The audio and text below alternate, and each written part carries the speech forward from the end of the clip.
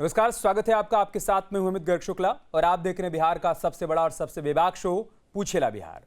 बिहार में सीएम सम्राट चौधरी के नेतृत्व वाली सरकार ने अपने कार्यकाल के 100 दिन पूरे कर लिए, लेकिन फिर भी सम्राट सरकार क्राइम को कंट्रोल करने में नाकाम साबित हो रही है। बिहार में आए दिन हत्या, लूट, रंगदारी, अपहरण और गोलीबारी के मामले सामने आ रहे हैं, जिसने कानून व्यवस्था पर सवाल खड़े कर दिए हैं। सरकार अपराध पर रोक लगाने में फेल होती हुई दिखाई दे रही है। हाल के दिनों में कई चर्चित आपराधिक घटनाओं ने आम लोगों में सुरक्षा को लेकर चिंता बढ़ा दी है। विपक्ष का कहना है कि सरकार की जीरो टॉलरेंस नीति केवल दावों तक ही सीमित है, जबकि जमीनी स्तर पर अपराध की घटनाएं लगातार सामने आ रही हैं।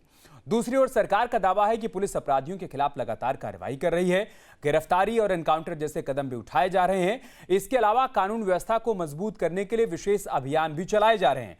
हालांकि लगातार हो रही आपराधिक घटनाओं के कारण सरकार की कार्यशैली और अपराध नियंत्रण की प्रभावशीलता पर राजनीतिक बहस तेज हो गई है। जनता के बीच भी सवाल उठ रहा है कि क्या सरकार अपराध पर पूरी तरीके से अंकुश लगाने में सफल हो पाएगी। पूछेला बिहार में इसी मुद्दे पर करेंगे चर्चा, लेकिन सबसे पहले सुनते हैं बयान। देखिए, बिहार में कानून का राज समाप्त। अब मुख्यमंत्री, पूर्व मुख्यमंत्री, अब मंत्री के घर के पास भी अगर फायरिंग होने लगे तो मान लो कि कानून का राज अब खत्म हो गया है, गुंडा राज आ गया है। पुलिस से गुंडे कराइएगा। देखिए, कहावत है कि चोरों को सारे नजर आते हैं चोर। तेजस्वी यादव की भी कुछ यही स्थिति है। जब बिहार विधानसभा का सत्र चल रहा होता है तो वहाँ पर अपराध या अन्य विषयों पर उठाने के लिए उनके पास समय नहीं होता, सत्र से गायब होते हैं। और जब सत्र समाप्त हो जाता है तो उनको बिहार के अपराध की चिंता होती है। तो बढ़ते अपराध के ग्राफ पर सत्ता पक्ष की क्या दलील है और विपक्ष की तरफ से क्या आरोप लगाए गए हैं, हमने आपको सुना दिया। अब फटाफट आपको पूछेला बिहार के सवाल बता देते हैं। आज का हमारा पहला सवाल, बिहार में अपराधी बेलगाम, जीरो टॉलरेंस की नीति नाकाम।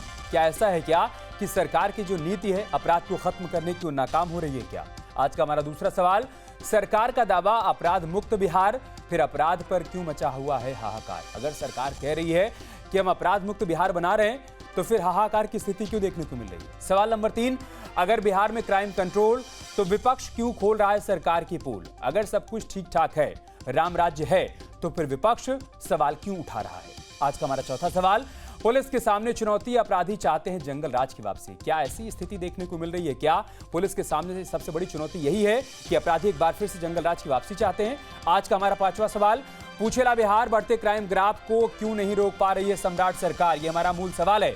बिहार के लोग ये सवाल पूछ रहे हैं कि सम्राट सरकार लगातार बेलगाम होते अपराध को क्यों नहीं रोक पा रही है। ये आज के हमारे 5 सवाल हैं। इन्हीं सवालों के इर्द गिर्द हम चर्चा को आगे बढ़ाएंगे। हमारी कोशिश होगी कि इन सवालों के जवाब हम ढूंढ पाएं। विपक्ष की तरफ से जो आरोप लगाए जा रहे हैं उनमें कितनी सच्चाई, कितना दम है, वो भी जानने समझने की कोशिश करेंगे। और सरकार की तरफ से जो दावे किए जा रहे हैं, जो आंकड़े पेश किए जा रहे हैं, उनमें कितनी सत्यता है, हम परख उसकी भी करेंगे। मेहमानों से आपका परिचय करवा देते हैं।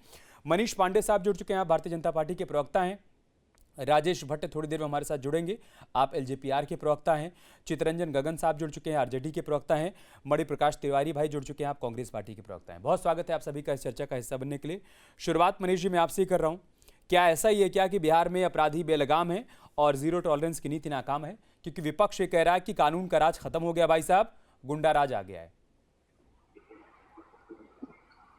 आज 24 दिनों की यूरोप यात्रा के बाद बिहार का जब ध्यान आया है तो बहुत सारी चीजें नेता प्रतिपक्ष को तो नई नई सी लग रही होगी। बिहार भी उनको बदला बदला सा दिख रहा होगा। परिवार के साथ यूरोप घूम के आए हैं तो पटना की गलियां भी, सड़कें भी हो सकता है उनको अनजान सी लग रही होंगी। या तो देखिए, मनुष्य का स्वभाव है ना अमित जी, लंबे समय तक जब आप बाहर रहते हैं तो आपको घर आने पर अपना घर भी में कुछ लगता है नयापन जैसा दिखता है, कुछ भोले भटके से दिखते हैं। नहीं तो अच्छा दिखना चाहिए ना, उनको तो बुरा बुरा दिख रहा है ना साहब। वही तो मैंने अपने स्टेटमेंट में भी कहा है कि चोरों को सारे नजर आते हैं चोर। मैंने ऐसा क्यों कहा? जैसा आप अपनी दृष्टि रखेंगे, जैसा आप अपने आसपास का माहौल और वातावरण रखेंगे, वैसे ही आपको फीलिंग्स आएगी। अब भाई चितरंजन गगन जी हमारे गार्जियन है, मैं तो उनको अपना गार्जियन मानता हूं और कहता भी हूं हमेशा। अब एक तरफ से पूरी रात 24 घंटे बिहार का भ्रमण करते रहे, सुदूर ग्रामीण क्षेत्रों में जहां कभी दिन में लोगों को जाने से डर लगता था, वहां जरा घूम कर चले आए, जरा इनको इनकी नहीं, वो कोई तो कह गाड़ी रहे हैं रोक सुदूर दे जाने की जरूरत ही या- नहीं है मनीष भाई। वो कह रहे हैं कहीं सुदूर जाने की जरूरत नहीं है। पूर्व सीएम नीतीश कुमार के घर के पास ही 2 युवकों को गोली मार दी गई। सवाल यह है कि पूर्व सीएम के आवास के बाहर, अगर उनके घर के बाहर, उनके घर के पास 2 लोगों को गोली मार दी जा रही है, तो सुदूर इलाकों में क्या हाल होगा उसका अंदाजा आसानी से लगाया जा सकता है। नहीं, ठीक है, वह उनका नजरिया है, उनका आरोप है, विपक्ष में बैठे हैं तो वो तो ढूंढेंगे ही। हमारे लिए तो ऐसी घटनाएं चुनौती है, चाहे पटना में हो या बिहार के किसी भी सुदूर जिले के सुदूर ग्रामीण क्षेत्रों में हो, हमारे लिए तो यही चुनौती है।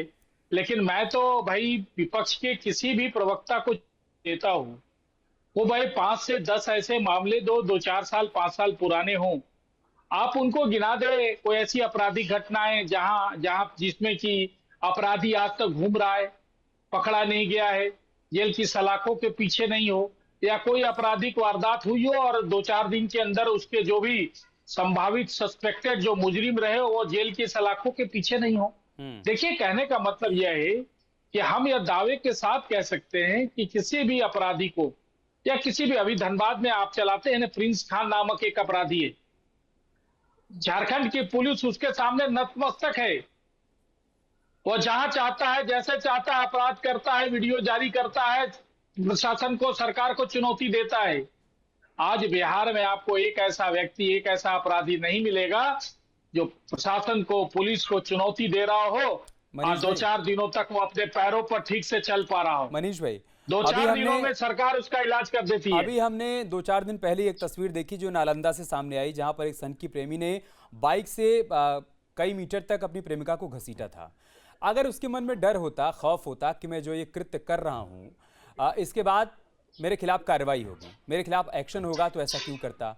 मतलब जिस तरीके के मामले लगातार सामने आ रहे हैं, मैं कुछ और मामले आपके सामने रख दे रहा हूं, आप इस पर काउंटर करना चाहते हैं करिएगा। देखिए, पटना में बदमाशों ने युवती को 3 गोलियां मार दी। नालंदा में प्रेमिका ने जब शादी का दबाव बनाया, जिस घटना का मैं जिक्र कर रहा हूं, तो 100 मीटर तक उसको घसीटा गया। समस्तीपुर में 13 धुर जमीन के विवाद में एसिड अटैक कर दिया गया।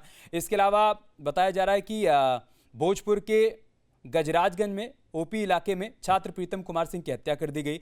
नालंदा में एक नवविवाहिता की हत्या कर दी गई, लाश को गंगा में फेंक दिया गया। ऐसे एक नहीं कई मामले हैं मनीष भाई, मैं पढ़ूंगा तो पूरा आधे घंटे का समय समाप्त हो जाएगा।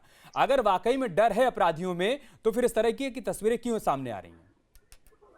पहले तो एक बात कहते, जो अपराध करने वाले लोग हैं, अपराध की प्रवृत्ति होती है। मैं अच्छा अपराध और बुरा अपराध में कोई जस्टिफिकेशन करने नहीं बैठा, लेकिन सामान्य रूप से मुझे भी अगर अपने भाई से संपत्ति विवाद हो जाता है और मैं अपने भाई की हत्या करता हूं, तो वह एक मतलब जिसको कहते हैं पेशेवर अपराधी द्वारा किया गया अपराध की श्रेणी में वो नहीं आएगा।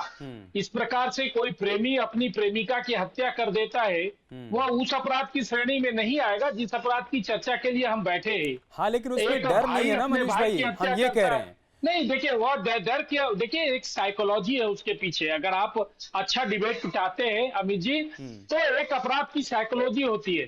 मैं मानता हूं कि इस प्रकार की घटनाएं बढ़ी है। समाज के अंदर जब नैतिकता का पतन होता है, जब कहीं ना कहीं समाज की सोच में गिरावट होती है, तो पुलिस को, प्रशासन को और सरकार को ऐसी घटनाओं से रूबरू होना पड़ता है। और यह किसी भी सरकार में हो सकता है, यह कोई बहुत बड़ी बात नहीं है। लेकिन जो पेशेवर लोग हैं, जो अपराध की प्रवृत्ति वाले लोग हैं, उनके दिलों में खौफ जरूर जागा है। वो आज की तारीख में पुलिस